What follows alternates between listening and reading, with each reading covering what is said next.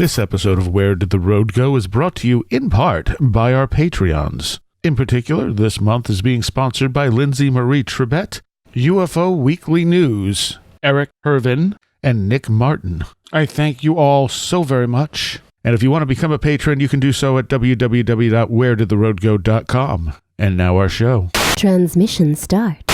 Welcome to Where Did the Road Go? Join us as we wander off the path and explore lost history, consciousness, the paranormal, unexplained mysteries, alternative thought, and much more. We are present on the web at wheredidtheroadgo.com. Now here is your host, Soraya.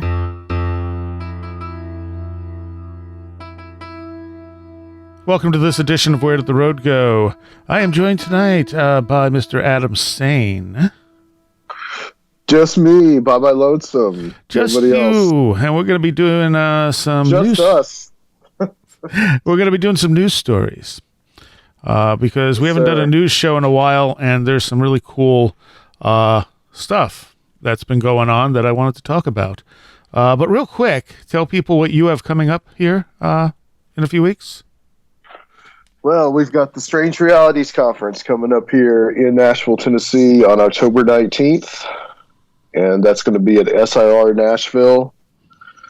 And we've got a huge lineup of guests. A couple of them I believe that you know. Joshua Cutchin. I may, yeah. Yeah, Joshua Cutchin, Timothy Renner, Tim I've Manal, heard of them, yeah. Guy Malone, Mark Anthony Wyatt, Zach Hunt, and Joe DeMar, our good friend Joe DeMari, going to be presenting his ghost hunting technology. So Nice. we got a lot of we got a lot of interesting things that we're going to be sharing with the public here in Nashville. So we're hoping people can come out and check it out. Cool. And I will not be there, unfortunately. It's a little too far away for me at the moment. We're gonna teleport you in. That'd Soraya. be awesome. All right. We're gonna find a way to get a UFO to come get me. we're gonna. I lost you. You're gonna what? We're gonna conjure you in spirit. Ooh, there we go. I will, however, be at the Albatwitch Day Festival, October 12th, down in Columbia, Pennsylvania, along with Timothy Renner and maybe some other people that I can't really announce yet. Or in some cases, just can't announce. I don't know. We'll see. Oh, is it a secret or something? I don't want to jinx anything. Oh, okay. I got you. Yeah, that's always a good thing. Don't jinx something. So I'm pretty sure Tim will be there since he's, involved in it. Yeah. So Tim will be there. Tim's going to be a busy man in October. Yes, he is. We're coaxing him onto an airplane for the first time in a long time for him, apparently. So, but if you come to Albatwitch, hunt me down and say hello because I'm always down for meeting people. Yeah, bring some apples for Soraya. I don't really care about apples, but sure, yeah, why not? All right, so let's hit a few of these news stories. We're going to start with the weirdest one, which is the cattle mutilation story. I mean, it's weird because it's cattle mutilations. It's not anything different from other cattle mutilations. Nice. Isn't there a band called Cattle Decapitation or something like that? Yes, and they're a vegan band. Okay, well that makes sense. Yeah, so they're anti, animal anything, cruelty or eating them or whatever. Okay. Which doesn't, necessarily lend itself to death metal most of the time, but hey, there you go. Yeah. It's the kind of new and fuzzy, warm and fuzzy death metal. This is from August 22nd of this year. Mysterious Oregon cattle killings, mutilations alarm ranchers. And so this is 4 bulls that the ranch hand discovered. They had all been dead within about 24 hours, and they said they knew they were dealing with deliberate, premeditated killings. But they're completely baffled by the circumstances. There's no wounds, no sign of struggles, and the bull's genitals and tongues had been carefully removed. It says the killing and mutilation of the 4 and 5-year-old Hereford bulls in the prime of their productive lives has since spurred a multi-agency investigation in eastern Oregon. But detectives have turned up no leads and haven't yet even settled on a cause of death. How somebody puts these bulls on the ground at what would be arguably a fairly close range, and to do it in a way that didn't leave any signs, no trace as evidence, no footprints, no struggle, marks from the animal, no broken limbs, I have no idea, said Colby Marshall, vice president of the Silves Valley Ranch. The mystery deepens because there's no obvious reason someone would want those animal parts, and they aren't prime targets for black market sales, authorities say. The deaths are eerily similar to a rash of livestock killings and mutilations across the West in the 1970s, when hundreds of cows and bulls turned up dead, also of seemingly unknown causes and with their genitals and tongues missing. Back then, theories ran the gamut from a government conspiracy and UFOs to natural deaths and scavengers. Today, the circumstances at Silves Valley Ranch point to humans as the probable culprits because of the precise cuts on the bulls. Anything else for now is speculation, including the ideas of what might have killed a bull without leaving marks. Marshall said he wonders if the killer used poison darts. What? Yeah, well, something to knock them out and kill them without any kind of struggle. And it says it's not a completely isolated incident in the area either, but it says the five dead bulls were found July 30th and 31st in a wooded area about 15 miles from US 395, the nearest major road.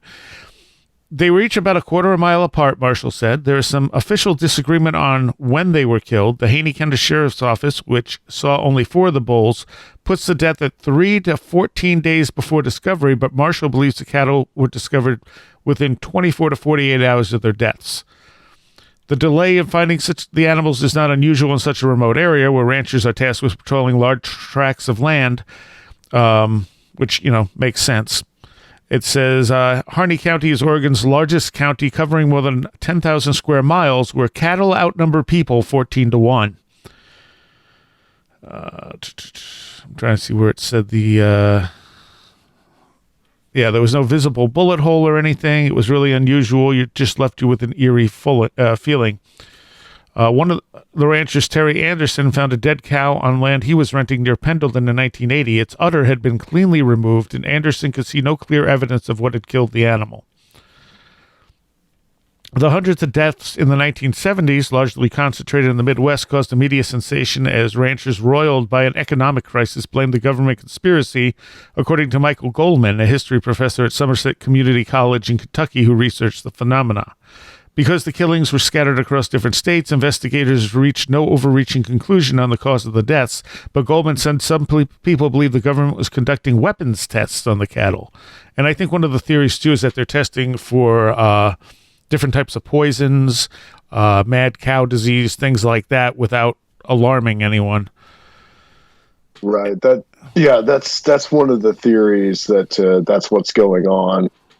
I've also heard that, and this is a long time ago that I heard this. This is probably like back in the 90s, but I've also heard about the possibility that what they've been doing is just like this ongoing tracking of radiation from all the nuclear tests back in the 50s. Yes, yeah, I've heard that too. Just to see how much that is lingering into the cattle population, then they might have a good idea of what is lingering in human population as well. I've heard that. I mean, that's a number. There's a number of theories out there as to why this is going on. How long ago was this? This was at the end of July. July. So yeah, you don't really hear much about that anymore, about the cattle mutilation stuff. No, and it is still happening. It's just not to the degree that it was in the 1970s. Right. Well, it's such a remote area too. I mean, they could probably, if it is people doing it, if it's people doing it, then, or some kind of organization, they could probably get away with it pretty effectively out there, because there's so much space, and it takes so long to find a dead cow anyway. They probably figured that they could just get away with it. It still takes a pretty big set organization there, though, to leave no trace whatsoever of what actually harmed these bulls. To take them down, leave no footprints, no nothing. I mean, that's not just random people doing it. They obviously know what they're doing. I know some cases in the past it looked like the bulls had been dropped, or the cows had been dropped from a height, implying that maybe they were picked up and then worked on somewhere else and then dumped back. Right. Go ahead. That's the thing, though. It's like once you start to really look at all this, and it just gets weirder and weirder as a phenomenon, right? I mean, that's all this stuff we talk about does. But cattle mutilations, it's been blamed on aliens, it's been blamed on humans, it's been blamed on fairies. Yeah. It's been blamed on just about everything. It's been blamed on Satanists. That was the favorite one, was like the satanic cults were out there. Yep. And it says right here, Goldman said conspiracy theorists have pinned the blame on everything from satanic cults to aliens. Yeah, right. And it says Sylvie's Valley Ranch isn't placing its bets on paranormal activity, though Harney County Sheriff's Deputy Dan Jenkins said he's gotten a few suggestions that Sasquatch may be responsible.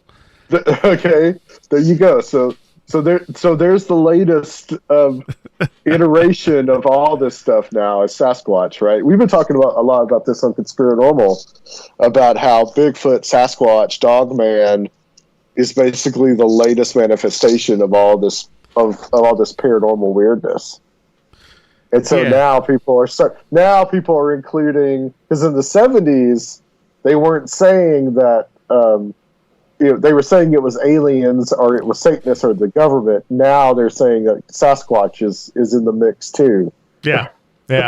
And how does that explain the lack of tracks, lack of blood usually, and all this other stuff? Right. I mean, is Sasquatch going out there with like a surgical scalpel and a laser pointer and carving them up? Well, aren't they missing reproductive organs, though? Yes. Yeah. Most of the time. Yeah. Usually the genitals and tongue are missing. Right. I don't know about the tongue part, but the genitals makes me think that the possibility that, that is looking for some kind of radioactivity, biological disease, or some kind of traces of chemical. Yeah, and I think Christopher O'Brien. Christopher O'Brien. Yeah, Christopher O'Brien wrote a great book called "Stalking the Herd." I have him on 2 shows talking about it because it's like an 800-page book, and he talks about that. And I guess the tongue is one of the areas this stuff would show up too. That's why it gives it a little more credence. But I haven't read the book, but I've heard him talk about it, and he does make a good point that. Well, one of the questions I think is raised is like, well, if the military, whoever this is, why don't they just raise their own cows? Yeah. And he answers that question by saying, no, you can't do that. You need to hit different areas to see how far this material has spread over a certain area. It has to be random. And then you can say, well, why don't they just buy the bulls from people and, test them? But then you have to say, well, people are going to start asking questions if the government comes around buying their bulls. Right. I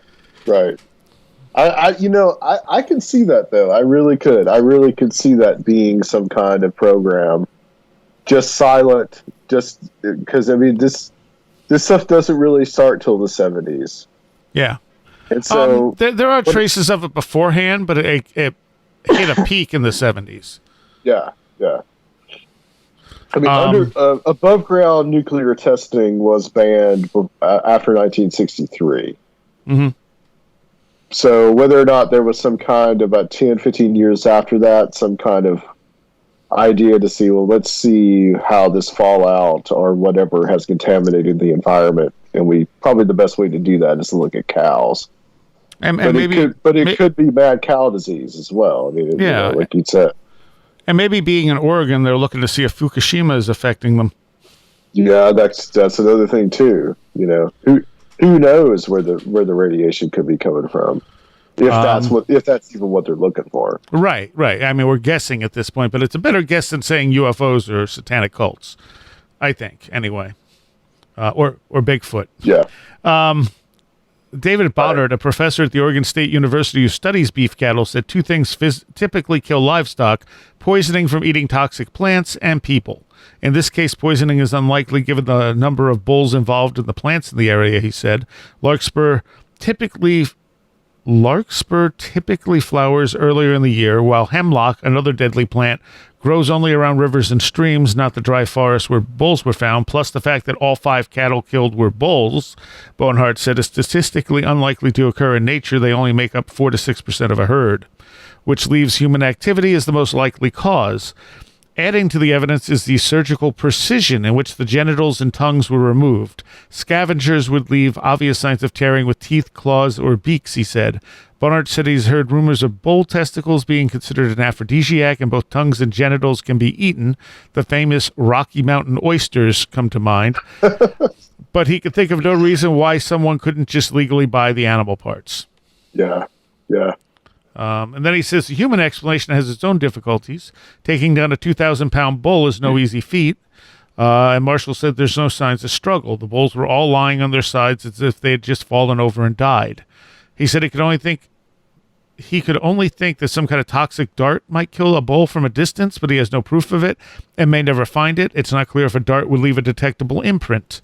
In the meantime, tissue samples taken from the carcasses are still being analyzed for toxins, and no results are available yet. Even with the tests, the killings may remain an enigma.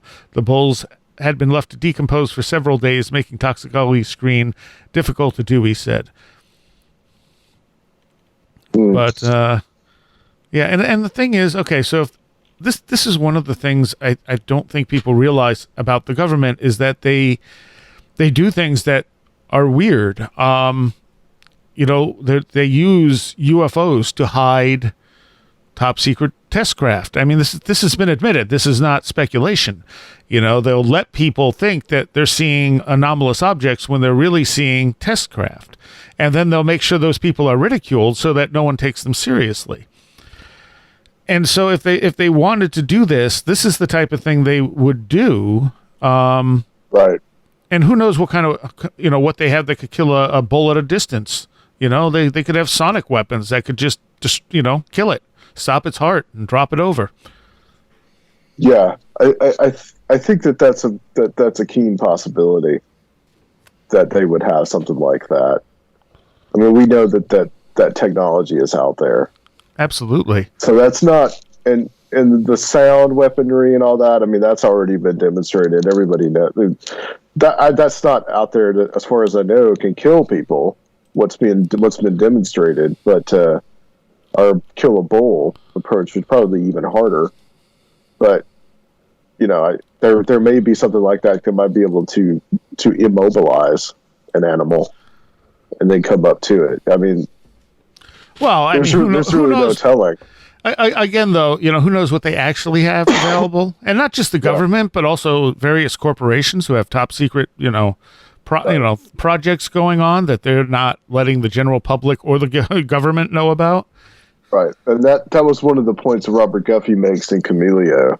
Yeah, is that the technology that he talks about, this kind of like invisibility technology, for lack of a better word. Mm-hmm. Is basically been developed by the military, but it can be sold. All this kind of gang stalking technology can be sold to the highest bidder, to private industry. Right. So yeah, this could not. That's a very good point, Soraya. In that this could not be the quote unquote government or the military going out there and doing this anymore. This might have been something that has now been, auctioned off to the highest bidder on a government contract, and now they're out there doing it. Well, you just outsource. They could probably just outsource this stuff to a private company now. Yeah, true. There's and maybe they're just testing something, like testing the effects, and that's what they're taking the but again, it goes back so far, it's kind of hard to say. Yeah. Speaking of the Camellia stuff, there is he was a radio DJ in Buffalo who had the same type of stalking that you see in Camilio going on to him. And he pursued it relentlessly, and it finally came, he finally got, I think it was actually it was a private company that was behind it, if I remember right.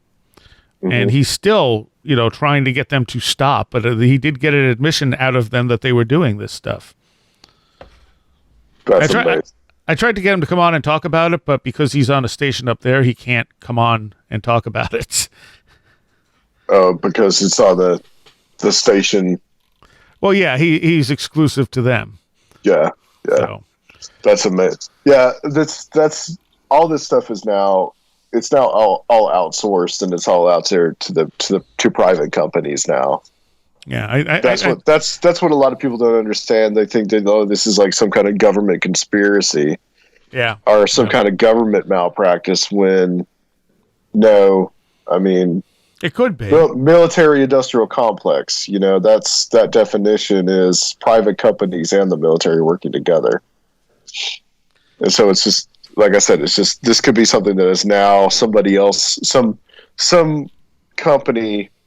Some Whack and Hut Securities like company is out there doing this kind of stuff to test the cows for whatever weird stuff they might have in them. Yeah, it's and there are some cases that are filled with high strangeness, and I always feel like when you have this type of stuff going on that's intentionally obscure and weird, that you might have a mimic phenomena as well that actually is paranormal in some sense. Yeah. It's all paranormal. We don't know.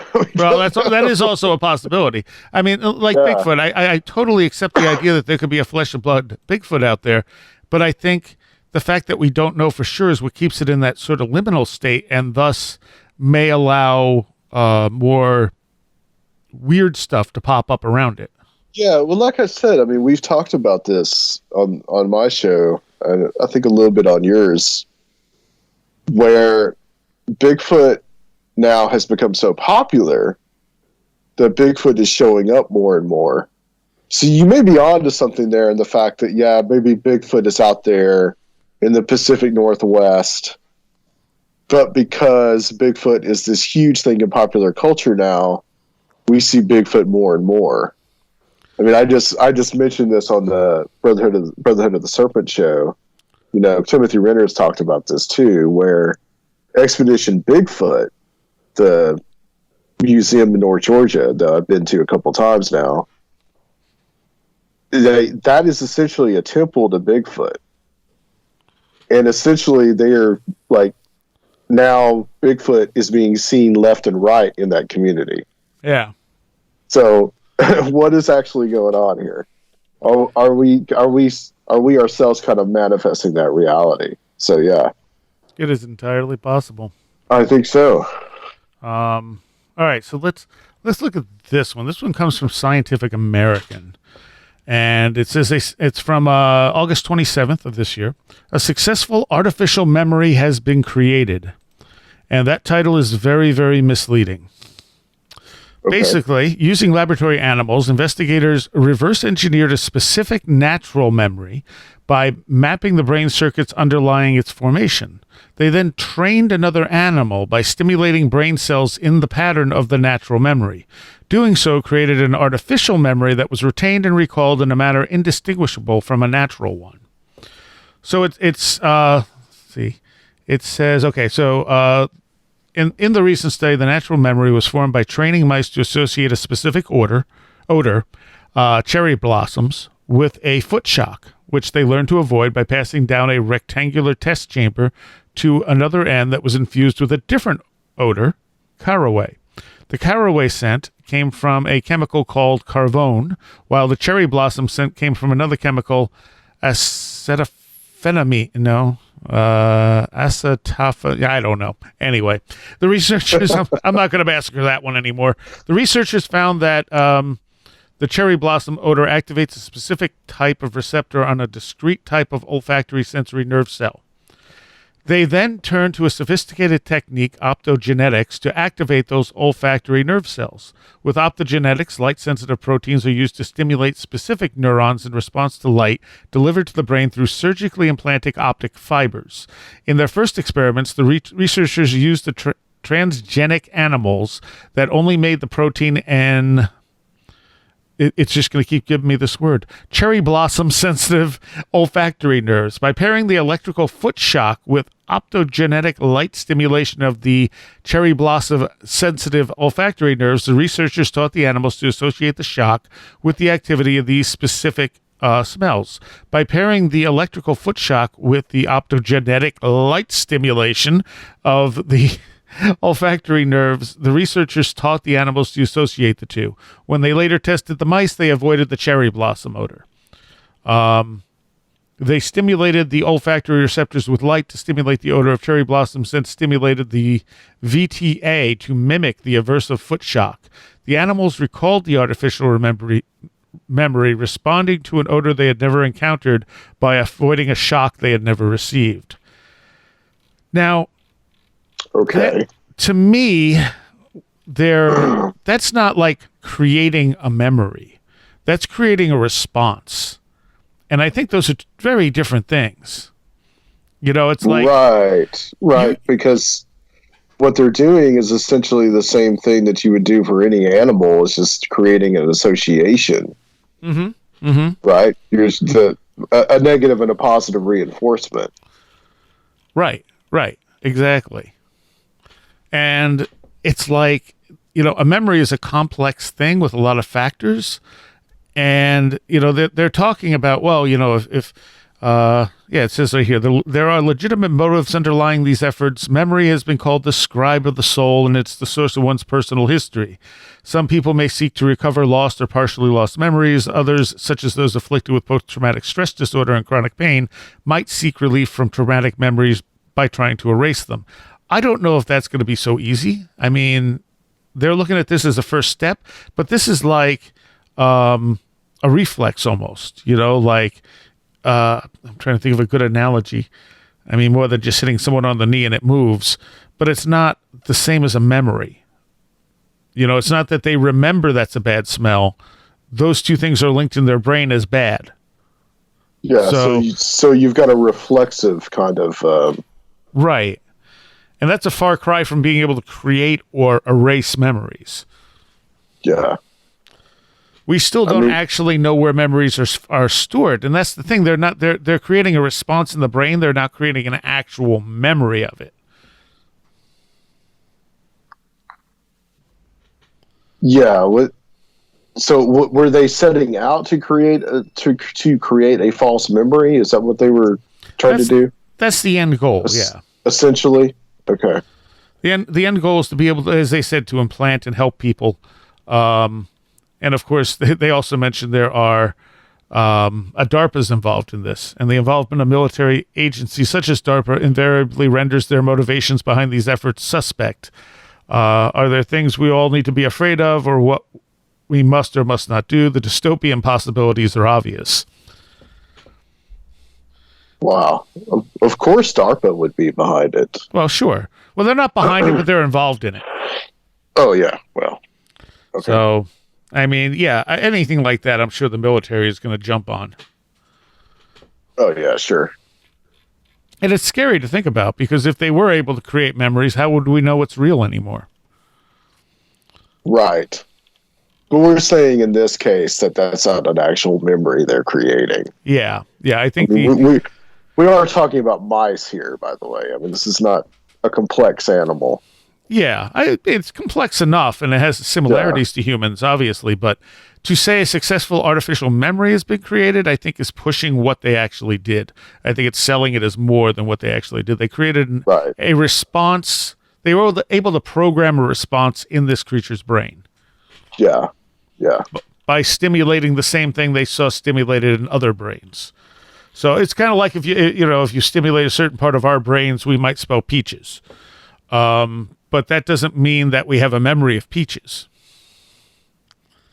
Sure. And if you stimulated that memory of peaches with, I don't know, someone hitting you in the foot with a hammer, At the same time, our brain would then make an association of the smell of peaches being bad or being related to pain. But that's not the same as having a memory of someone hitting you in the foot with a hammer when you were sniffing peaches one day. Right, because all you're doing is it's essentially a Pavlovian response. Right. Yeah, it's just a reflex. That's all it is. So yeah, I mean, it sounds interesting, and it's potentially scary if they get too far with it. As much good as it could do helping people with things like PTSD. It's going to be like Total Recall. Yeah, it could be. And I think there are things like ayahuasca and other similar things that might help people with PTSD better than trying to go in and alter their memories. Yeah. There was a movie like that. Do you remember Eternal Sunshine of the Spotless Mind? Yeah, they actually mentioned that in this. Yeah, that was the whole idea, was that he was going to have his girlfriend erased from his memory. Yep, that was the Jim Carrey, wasn't it? Jim Carrey, yeah. I don't think I liked the movie very much. I think I remember people loving. It's been a long time since I've seen it, but I remember people loved it, and I think I was just kind of like, like the idea was interesting. It just didn't do much for me. Yeah. I've only seen it once, and that was several years ago. So yeah, it was shortly after it came out. Right. And that was late 90s, I think. 2002, 2003, something Close, like that. Yeah, somewhere in that range. So do you want to talk about this one with Arroyo Seco Devil's Gate? Yeah. Let's get into this, because this was actually sent to me by my good friend Dr. Future. This has some interesting connections to it. It connects two interesting aspects of some of the stuff that we talk about on these shows. So this is entitled, "Is the Arroyo Seco's Devil's Gate the Seventh Portal to Hell?" Devil's Gate is an Arroyo Seco rock formation with a profile some might describe as satanic, and it holds dark secrets. The brutal murders there are the barely pubescent Donald Baker and Brenda Howe in 1952, and the unsolved disappearances of two other boys a few years later led some to believe the Arroyo was cursed. Factor in the unconventional sexual rituals of Jack Parsons, a co-founder, Jet Propulsion Laboratory, and Parsons' affiliation with controversial Scientology founder L. Ron Hubbard, and Devil's Gate is crawling with conjecture. It was the Spanish explorer Gaspar de Portola who named the area the Arroyo Seco, meaning dry stream bed, in 1770. But it was Judge B.S. Eaton Canyon was named for him, who named the rock Devil's Gate in 1858 because it reminded him of the Devil's Gate on Sweetwater Creek in Wyoming. Hiram Reed wrote in his History of Pasadena that Devil's Gate was a rock formation Eaton passed during his migration to California from the East Coast, but neither Devil's Gate really resembles a Prince of Darkness. The Arroyo, however, was not always dry. It often flooded, particularly in 1914 and 1916, which prompted the Los Angeles County Flood Control District to construct Devil's Gate Dam. Completed in 1920, it was designed to reduce downstream flooding during a major deluge, according to the LA Department of Water and Power. The Devil's Stone profile is adjacent to a locked tunnel, part of the dam, but to some it is an entryway to another world. In 1936, the Arroyo Seco was just a 25-mile-long swath of land with a seasonal river running through it. But in October of that year, 3 scientists gathered in the Arroyo to perform their own secret experiments. The Rocket Boys were an unusual bunch, according to Jet Propulsion Laboratory's website. Frank Molina was studying aerodynamics, Jack Parsons was a self-taught chemist, and Ed Foreman was an excellent mechanic. They scraped together cheap engine parts and on October 31st, 1936, drove to the Arroyo Seco. 4 times that day they tried to test fire their small rocket motor. These were the first rocket experiments in the history of JPL. Caltech had purchased land in the Arroyo to build JPL, but it was Jack Parsons who turned Devil's Gate into an urban legend. By all accounts, Parsons was a brilliant self-taught rocket scientist, though he's been written out of most of JPL's history due to his obsession with the occult. His affiliation with Scientology's Hubbard and rituals involving sex, blood, and classical music. Parsons was also a devotee of controversial British occultist Aleister Crowley, joining Crowley's Ordo Templi Orientis Society in 1941. Parsons lived at 1033 South Orange Grove Avenue, which became notorious for its sex magic ceremonies. In his 1946 essay, The Book of Babylon, Parsons writes, I had been engaged in the study and practice of magic for 7 years, and in the supervision and operation of an occult lodge for 4 years. Part of Crowley's Selimic beliefs involved goddess worship, specifically of Babylon, aka Parsons, like Crowley, believed it was possible to summon Babylon into human via the use of sexual rituals, leading to the overthrow of Judeo-Christian civilization and the rise of Thelema, exhorting followers to do what thou wilt. In August 1945, Parsons met former Navy man and writer of lurid fiction, Lafayette Ronald Hubbard. Parsons wanted to include L. Ron Hubbard in the rituals and wrote to Crowley, I deduce that Hubbard is in direct touch with some higher intelligence. He is the most thelemic person I have ever met and is in complete accord with our own principles. Using background music from Rachmaninoff and Prokofiev, Parsons sought to invoke Babylon through incantations and blood sacrifice. At the end of one ritual, Parsons wrote, And thus was I, Antichrist, loosed in the world, and to this I am pledged that the work of the beast 666 shall be fulfilled, and the way for the coming of Babylon be made open, and I shall not cease or rest until these things are accomplished. We contacted the Church of Scientology to clarify Hubbard's involvement. They did not respond, though the official line since the 1960s was that Hubbard, on leave from the Navy, was sent to infiltrate Parsons' rituals, record the activities, and report back to the government. Whatever Parsons and Hubbard were up to, a belief germinated that they had opened a portal to hell, and the negative energies loosed from Devil's Gates would not be denied. On August 5th, 1956, 13-year-old Donald Baker and 11-year-old Brenda Howe went for a bike ride at Devil's Gate Dam. When they didn't come home, their parents contacted police and hundreds of volunteers searched for them in vain. All that was found were their bicycles and Brenda's jacket. Just 7 months later, on March 23rd, 1957, 8-year-old Tommy Bowman disappeared. Tommy was hiking with his family around Devil's Gate and ran several yards ahead of them, rounded a corner, and vanished. It was about 5 p.m. The ensuing searches were in vain. News outlets reported that Tommy disappeared after rounding a bend in the trail. But according to the Pasadena Star News, 2 sisters reported they saw Tommy around 5:30 that evening. He was crying and standing at the entrance to the ranger station, but Tommy was never seen again. Then 3 years later, in July 1960, 6-year-old Bruce Crimmen was on a hike with his YMCA group not far from where Tommy disappeared. Bruce was lagging behind, so the group leader told him to return to camp, a mere 300 yards away. Bruce never made it. 9 years later, MacRae Edwards confessed to kidnapping and killing Donald and Brenda, along with 3 other children, and burying their bodies in highway construction land about to be paved over. Convicted and sentenced to death, he hanged himself in his cell in 1971. There have been subsequent reports of suicides, typically hearsay at Devil's Gate, and many people who have hiked there have reported that amid the trash and mud, burned Bibles have been observed, as well as the occasional ritual. A cyclist's body was found there in 1998 under mysterious circumstances, and paranormal practitioners have lugged equipment to the rock and delighted when they were able to record evidence of otherworldly energies. On Friday, June 20th, 1952, 4 years before the murders of Donald and Brenda, Parsons was experimenting in his laboratory. At 5:08 p.m., an explosion rocked Pasadena, killing Parsons, who was 37 at the time. Conspiracy theories formed immediately. Parsons was assassinated, some claimed suicide. Howard Hughes supposedly had Parsons killed for stealing secrets. One thing for sure, it was Parsons who seeded Devil's Gates mythology.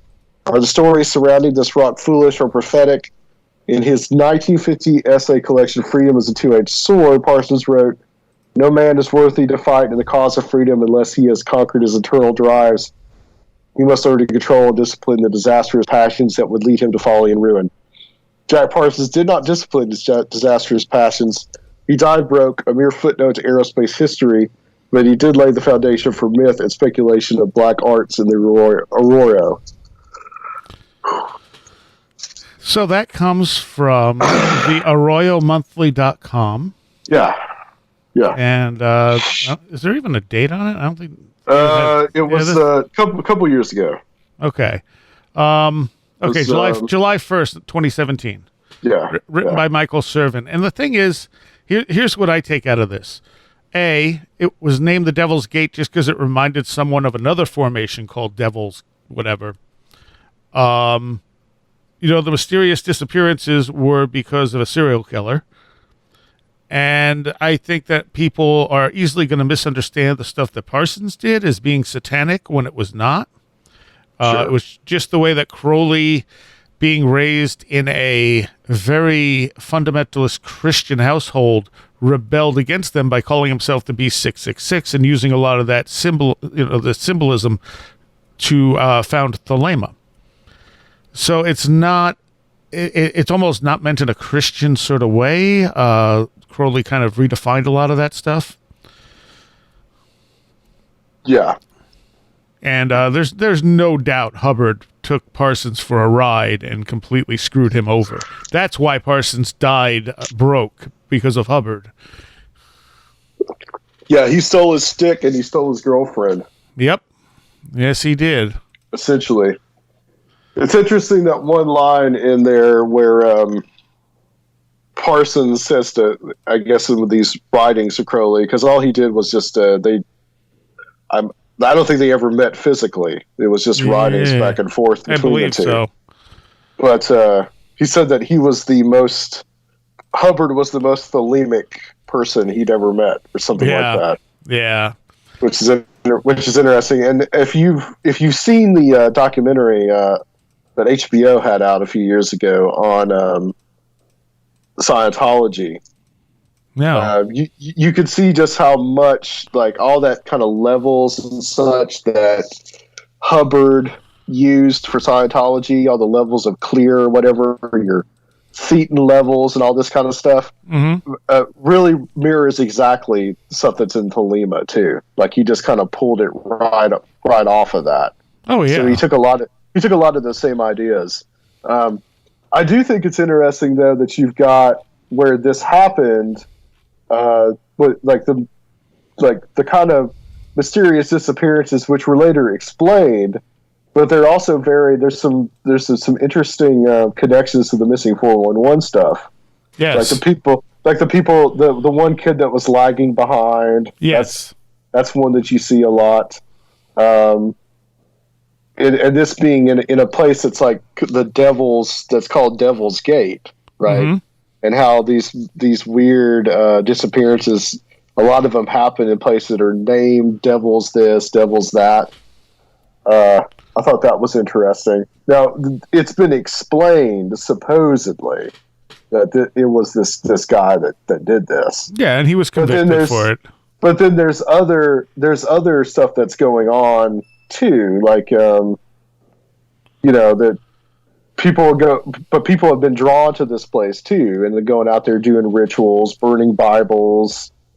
Well, sure, because once it gets a reputation, then you get the idiots going out there going, "Oh, I'm going to go summon the devil," or "I challenge you to go do this at the Devil's Gate," and say Bloody Mary 3 times and walk around it 4 backwards while poking yourself in the nose. But you've got to wonder too how much of that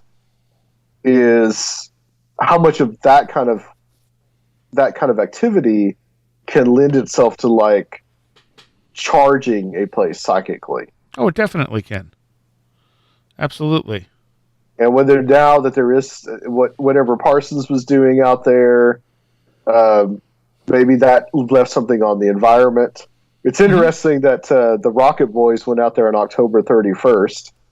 Oh, I guess that probably had something to do all with Parsons, I'm going to probably guess.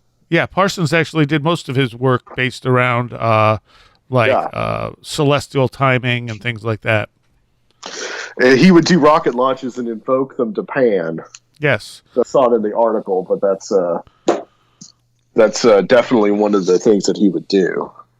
And one of the things that you will hear some people talk about with NASA is that NASA still kind of uses some of that sort of ritualistic timing on some of their launches and the way they do things. Yeah, that's big in the Richard C. Hoagland material. Yeah, yeah, and he's not wrong. It's definitely there. It's just that it's not necessarily sinister. I mean, it's like somebody, looking at astrology and going, "Oh, this would be a good day for me to, go for a job interview. I'll try and get my job interview on that day." It's one of those. It's not going to hurt. You might as well go for it. Right. If it doesn't work, you're not hurting anything. This article doesn't mention Marjorie Cameron at all, by the way. No, it doesn't. Yeah. It's a very light skim over Parsons.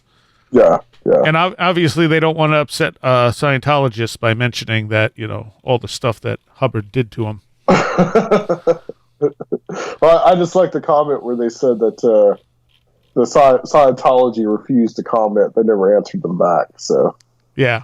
It's not of course not. That's not a surprise. Yeah. All right. So let's see. That was that one. All right. Oh, yeah, there's this one. This one's good. And not surprising. The God people worship influences the ghosts they see. Okay. And this comes from the Durango Herald from September 14th, 2019. And basically it talks about, first of all, it says, while there's evidence that our brains are hardwired to see ghosts, the apparitions we see tend to vary. And that about 18% of Americans will admit to having seen a ghost at some point. Historians who study and catalog ghostly encounters across time will tell you that ghosts come in a range of shapes and forms. Some haunt individuals, appearing in dreams or popping up at unexpected times. Others haunt a specific location and are prepared to spook any passerby. Some of the spitting images of what were once real humans, and then there are the noisy and troublesome poltergeists, which appear as uncontrollable supernatural forces instead of people. What might explain such discrepancies, and are some people more likely to see ghosts than others? It turns out that our religious background could play a role. And what it talks about is how, like, different religions have different ideas of, the afterlife and so on and so forth. And because of that, it says religion's talent for easing our anxiety about death may also have had a perverse effect on increasing the likelihood that we'll be on edge about ghosts, spirits, or other supernatural beings. This, however, may depend on how religious you actually are, as opposed to someone who just says they are but doesn't actually believe it. For example, in medieval Catholic Europe, ghosts were assumed to be the tormented souls of people suffering for their sins in purgatory. But during the Protestant Reformation, since most Protestants believed that souls went immediately to heaven or hell, paranormal activity was thought to be the work of angels, demons, or decidedly non-human supernatural beings. While mostly Protestant sects today are largely silent about the existence of ghosts, Catholic theology remains amenable to the existence of ghosts. Catholics typically believe that God may permit dead individuals to visit their counterparts on Earth, but the Church has traditionally condemned occult activities such as seances and Ouija boards. Religions such as voodoo, spirits and ghosts play a central role. Religions such as Buddhism and Hinduism support a belief in ghosts, but ghosts play only a minor role in the religion itself. For Hindu, ghosts are the souls of individuals who have suffered a violent death or people who were not accorded the appropriate and required death rituals. Buddhist ghosts are reincarnated individuals who may be sorting out bad karma. Muslims don't believe that people can return as ghosts and think it's all the work of the jinn. In Judaism, oral traditions include stories of evil ghosts, which is the debuks, or the debuks, however it's said, which is, what is it? Dybbuk, that's it. And that's slowly working its way into horror movies now. And I actually talked about the Dybbuk box with the Snake Brothers yesterday. That's an interesting incident. Yeah. And kindly helpful ghosts, which are Ibbers, who try to insert themselves in human affairs. But the thing is, again, this is one of those things where the title of the article says the God people worship influences the ghosts they see. But it seems to do nothing but influence the explanation of the ghosts they see. It's not so much that some people see more ghosts than others based on their religion, so much as they define what they're seeing differently based on their religion. Yeah, it's the interpretation of what. Yeah. And it's one of those things where I don't know why they phrased it like that, unless they thought maybe that drew more people in. it's that clickbait. Yeah, it's I mean it's a pretty obvious thing that yes, if you believe that the dead don't return, then what you're seeing is a demon, you know? Or something to that effect. You're going to go with whatever interpretation you would normally put on it. Right. Yeah. I mean that makes sense to me. Because it's all this stuff. I mean, it's all culturally specific, which seems to be how all this phenomenon of the other and how it manifests to us. It always manifests to us in a culturally specific way. Right. Exactly. So you've got two things going on here with the whole co-creation stuff. I mean, it's going to manifest itself in that way that it thinks that it thinks you want to be shown as, and then you're going to interpret it through your cultural lens. Right. And it may also be not that it's so much, it may appear based on what you believe deep down. That might be, your subconscious may define what you're experiencing, what it looks like. And then your cultural lens will then modify that to whatever it thinks it is. Your conscious mind then jumps in and says, oh, what this really is. Right. Yeah. So it almost seems dismissive of it without being arrogantly so. It's just, but it's not really saying anything that is particularly novel or different. Is it kind of going to this fact that saying, well, that what people are seeing is not real. So if it's some kind of an hallucination, then they're going to hallucinate what they're seeing. Is that kind of where they're going? Kind of I think so. Very dismissive. Yeah, without actually saying it. Right. Okay. So this next one, there's two parts to this in a sense. This is September 10th, 2019 from the HurriyetDailyNews.com. Oh man, there's no way I'm going to pronounce these words because I don't even know what these letters are. Basically, there is a archaeological excavation going on in southeast province of, I think it's like Sanherfa. I don't know. It's a home to more than 250 Neolithic era T-shaped obelisks similar to the ones in Göbekli Tepe. Okay. That I can say. As part of the studies initiated for the determination of the culture inventory of this place, the structure, there'll be links so people can go look and see what they think it's pronounced as, because I really don't know. They were discovered during a survey in 1997 by researchers near the Kargali neighborhood in the Tek Mountains National Park, which is 46 kilometers from the city center. As part of the Göbekli Tepe Culture and Karatempe Excavations Project, surface surveys were initiated 2 years ago by Istanbul University in the area. Okay, so this is in Turkey. This is close to. This is close to Göbekli Tepe. Yeah. Okay. All right. But the surveys found more than 250 T-shaped Neolithic era obelisks, similar in structure to Göbekli Tepe, and they are just starting to examine them. It says even from the aerial photos, over 250 are seen. We think that there are more structures with obelisks underground. The professor said that Göbekli Tepe is one of the places distinguished by T-shaped obelisks and does not express a single period. So life in Göbekli Tepe is not only limited to a period of T-shaped stones, it reflects a much longer process. There is a settlement of 700 to 800 years. It is certain that this place is somewhere in that period. It may cover a longer period of time, or it may begin before. The excavations will reveal all these, but at least we can say in the process it coincides with a significant time period. This means 11,500 years before today. So that's interesting. Once they start excavating that, we'll find out some stuff. But in connection to that too, Andrew Collins posted this today, actually. This is what he posted today. Hang on, let me go back. although Facebook won't let me go back. Okay, that's cool.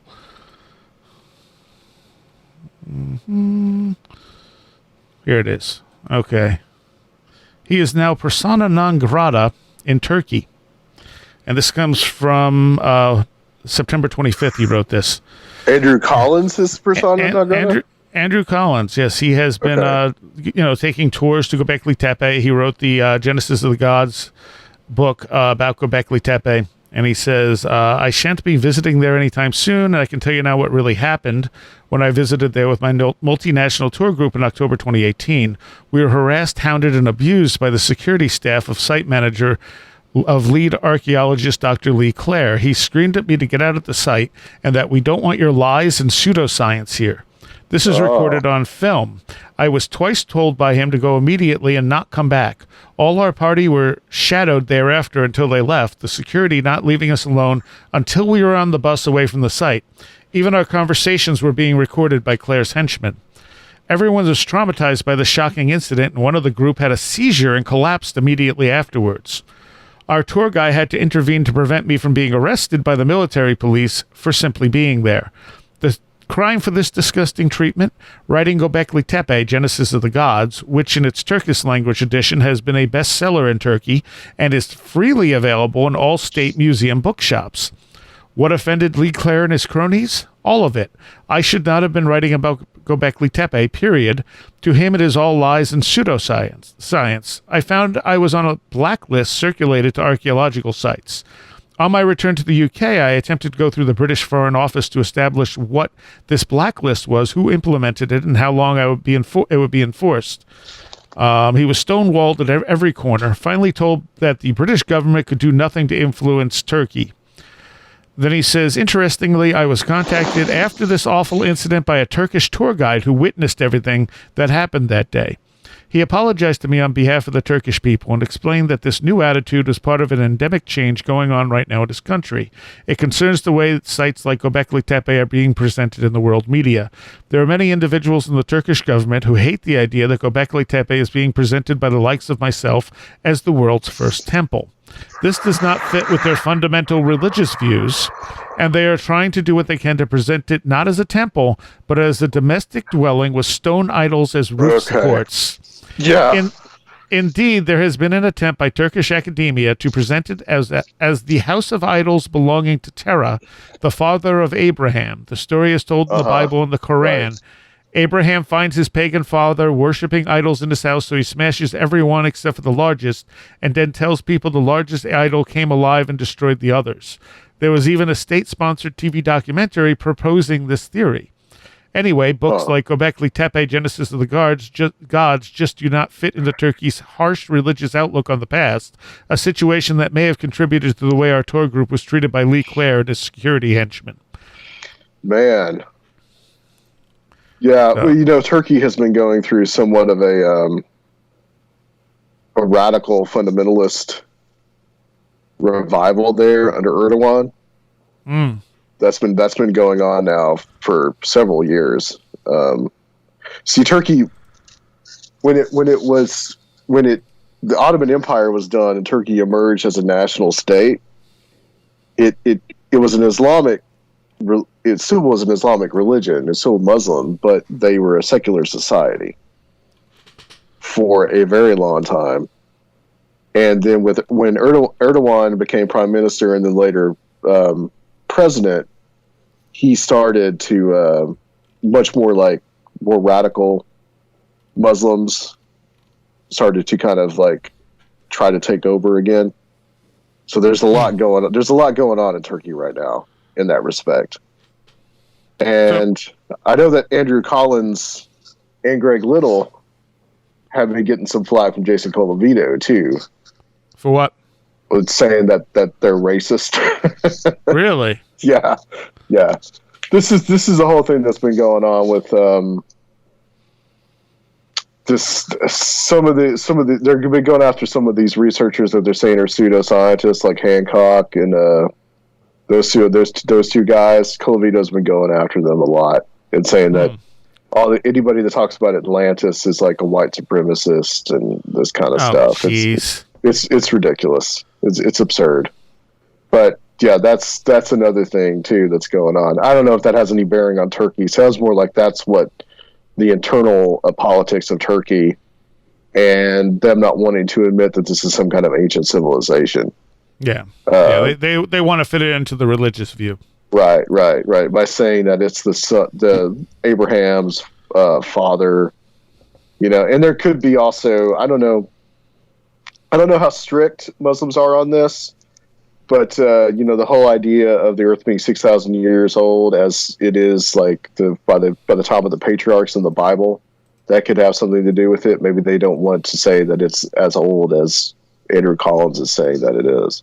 Right. And others, not just Andrew Collins, but others are saying it is too. That's interesting. And so that also brings up the question of this other site, like what's going to happen with that? Are they going to allow them to actually do research on it? Or are they going to try and change that to fit their religious view? Yeah. Well, I mean, this is always kind of the problem. I mean, and it's a sensitive issue, especially when you're dealing with these countries. I mean, you're in their country, you're a guest, you kind of got to toe the line of what they want you to do. And you've certainly seen a whitewashing of history, throughout our history, where anyone who's not white European is always like, well, they couldn't have come up with that on their own because they're not white and European. They must have had some influence from white people from Europe, which was definitely something you heard a lot for a very long time. But I think saying that there was something bigger going on pre-end of Ice Age is not racist. It's something that we can are just starting to be able to track and figure out how complex humanity really is. It's quite the opposite of being racist. Right. Well, for what Colavito is arguing is that these ideas are just a continuation of those old racist ideas from the 19th century. Yeah. Right. He's, Southern Poverty, he has the ear of the Southern Poverty Law Center. I don't know what that is. Southern Poverty Law Center is they're a group that has their eyes on white supremacist groups. They've done some really good work in the past, but now they're starting to kind of go after just about anybody. That's unfortunate. and it's starting to get ridiculous. Who they're going after. So, the problem is that when I'm really hoping that they don't they've already come after like people like Graham Hancock too. Right, who is clearly not racist. Yeah, just for saying that there was an ancient civilization in the past. I lost you there. Ancient civilization in the past? Yeah. There was an ancient civilization in the past that somehow passed down their knowledge to other civilizations. And they want to, and the critics want to add in that those people believe that those were white people. Yeah. Right. And I see. It's absurdity. A lot of it also has to do with the Salutrian hypothesis too, which is some of that's been discredited, but also, there is a possibility that there could have been some kind of migration from Europe at a certain point. Yeah, it's possible. But that doesn't mean that that's a racist idea. Well, exactly. It is what it is in the end. I mean, if you follow the evidence, you're not being racist. If you're assuming that only white people can do things, civilized and such, then yeah, that's racist. But if you're just following the evidence as it lays out there, that's not a racist thing one way or another. I mean, it's like one of the issues I've been told that Egypt has with the dating of things like the Sphinx is that it takes it beyond traditional Egyptian culture, and they want that claim to having built the Sphinx and the pyramids on Giza. And by putting those dates so far beyond them, one of the big resistances is it's no longer, the Egyptians who built it, because we don't know who was around then. Yeah, right. And that's where you get a pushback. It's that's it's ridiculous because it is what it is. regardless of who built it or what color their skin was. Yeah. I mean, we don't know what color the people's skin was that if there was an ancient civilization, we don't know. Exactly. We know they had a knowledge of some sort, and they were able to continue that knowledge. But I mean, because all this has its roots, I think, too, and in theosophy. Ah, yes. Okay. There's a somewhat racist bend to theosophy. Absolutely. From like Blavatsky and the 5 root races, Mm-hmm. and the whole Atlantis idea is incorporated into theosophy, or at least into her version of theosophy. And that's also what the Nazis took up was her stuff. Right. Exactly. Yeah. Yeah. So we got to try to find a way to kind of hope. I would hope that all that has been taken care of and divorced from what the research that is going on now. But guys like Colavito seem to want to try to tie those in together. All right. Well, let's go out into space. All right. So it's a different type of past. From August 8th, 2019, this is actually from Mysterious Universe. Big Bang Theory questioned a star older than the universe discovered.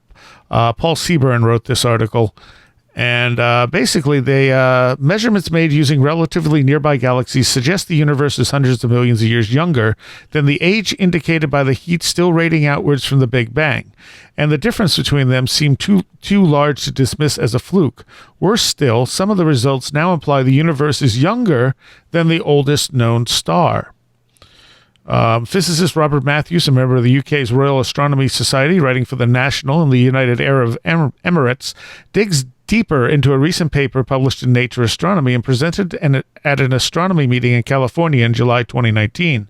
A Hubble constant measurement from superluminal motion of the jet in GW170817 is obviously written for physicists and astronomers, so it's nice of Matthews to break it down to simple to understand concepts, scary as they may be. I don't think they're necessarily scary.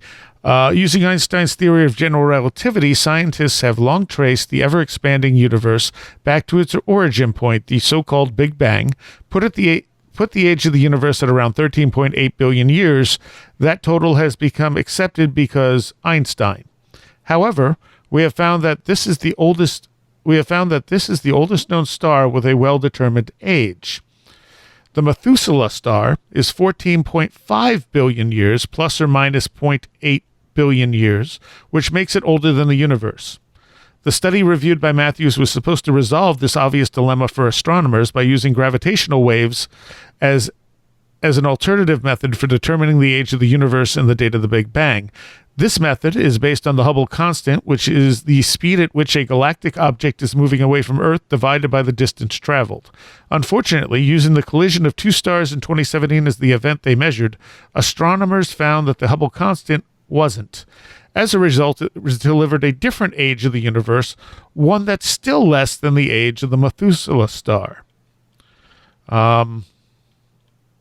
Because of its close proximity to the Earth, the measurement is considered reliable, meaning that its estimated age of 14.5 billion years is accepted.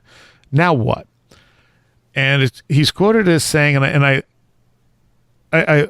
yeah, this is right up my alley. Unfortunately, it's still too rough and ready to resolve the paradox of the Methuselah star, the mystery of the two cosmic ages. In the meantime, theorists have been busy dreaming up new physics that might solve the problem. And in another case of history repeating itself, one of the leading ideas is the force from nowhere, dreamt up by Professor Hoyle, who was later knighted. Astronomers already think this so-called dark energy played a critical role in the Big Bang, although they still have no idea where it came from. But with one leading astronomer at last month's meeting describing the current impasse as a scientific crisis, the time may have come to think the unthinkable. English astronomer Sir Fred Hoyle coined the term Big Bang, but later rejected the theory in favor of his steady-state model, which is based on a continuous creation of matter rather than one Big Bang, thus making the universe age infinite. While this would resolve the Methuselah conflict, the theory was rejected by most astronomers and physicists as unthinkable. And that is like the key to all this type of stuff. Like, we are so stuck on a specific path because we can't envision things like infinity. We have to have a start and an end. Right. And it's incomprehensible, the idea of infinity. Right, that it's just always been here. It didn't have a beginning. It was just always here. Yeah. You can't do that. Well, even if the universe did happen in a Big Bang, there is still that idea of the Big Crunch, right? And so there's the idea that the Big Crunch eventually leads to another Big Bang. Right. So in other words, the universe is forever recycling itself. So that's infinity. Yep. But I think, but the thing in that sentence that stands out to me is how they're talking about how they're trying to make up physics to explain this stuff. When you have ideas out there that already explain this stuff, if you throw out the Big Bang Theory, a lot of these problems go away. And of course, the other thing is, if you throw out the traditional way we look at this stuff and give the electric universe a chance, a lot of these things are answered. And this is another one. This is from Quanta Magazine, and it says, "The sun is stranger than astrophysicists imagined." And this is a fairly long article. It came out, where's the date on this thing? May 1st, 2019. Natalie Wolchover wrote this one. And just a couple of bits from it. A decade's worth of telescope observations of the sun have revealed a startling mystery. Gamma rays, the highest frequency waves of light, radiate from our nearest star 7 times more abundantly than expected. Stranger still, despite this extreme excess of gamma rays overall, a narrow bandwidth of frequency is curiously absent. Not only is the gamma ray signal far stronger than the decades-old theory predicts, it also extends to a much higher frequencies than predicted, and it inexplicably varies across the face of the sun and throughout the 11-year solar cycle. Then there's the gap, which researchers call a dip, a lack of gamma rays with frequencies around 10 trillion hertz. The dip just defies all logic, says Tom Linden, a particle astrophysicist at Ohio State, who helped analyze the signal. And they finally say, perhaps the strong glow of gamma rays reflects a source other than doomed cosmic rays, because they're thinking that what's happening is cosmic rays are going into the sun and getting bounced back. But the way that works does not account for the data they're getting. Physicists have struggled to imagine what might be causing this. They've long suspected that the sun's core might harbor dark matter, and that the dark matter particles, after being drawn in and trapped by gravity, might be dense enough there to annihilate each other. But how could gamma rays be produced by annihilating dark matter in the core and avoid scattering before escaping the sun? Attempts to link the gamma ray signal to dark matter seem like a Rube Goldberg type thing, Shekel said. So basically, once again, we're looking at the sun and going, we don't know anything about this. It doesn't make sense, or what we believe based on the sort of nuclear model of the sun simply don't work. But a lot of this falls in line with what the electric universe people have said. Pretty cleanly, actually. So, it's just interesting that every single one of these explanations also throws in there dark matter. We can't explain this, so dark matter. Yeah, that's the go-to. And we have zero evidence that dark matter exists, and that's what they're talking about with the unthinkable. Is that more and more physicists, like real serious physicists, have almost completely thrown out the idea of dark matter in a lot of cases, because they said we would have found it by now if it existed. We were clearly wrong.